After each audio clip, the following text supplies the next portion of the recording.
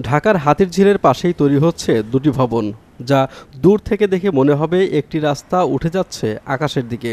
তবে দুটি ভবনের মাঝে একটি প্লট খালি থাকায় বিস্ময় জাগে, গাড়ি কি তবে লাফিয়ে পাড়ি দেবে ওইটুকু পথ? পথচারীরা বিস্মিত দুটি ভবনের এমন ডিজাইন দেখে। কেউ কেউ যেন বিশ্বাসই করছে গাড়ি নিয়ে আকাশে উড়ে যাওয়ার জন্যই তৈরি হচ্ছে এই নতুন রাস্তা। বিল্ডিংয়ের উপর দিকে আকাশ উঠে যাবে? হ্যাঁ, এইভাবেই মনে হইতেছে। হ্যাঁ, এইভাবেই মনে হইতেছে। আকাশে ওঠার সিঁড়ি এইটা? মনে তো হইতেছে এইভাবেই, যে এটা তো উঠতেই আছে।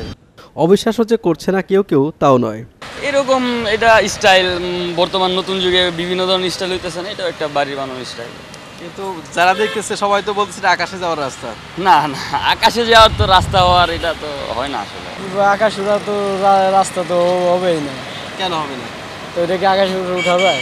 এই যে এরকম করে বানাচ্ছে, এখান থেকে জাম্প করে ওখানে যাবে, তারপর আকাশে যাবে। না না, যাওয়া যাবে না। ভবন দুটি তৈরি হওয়ার আগেই বিস্ময়ের জন্ম দিয়েছে।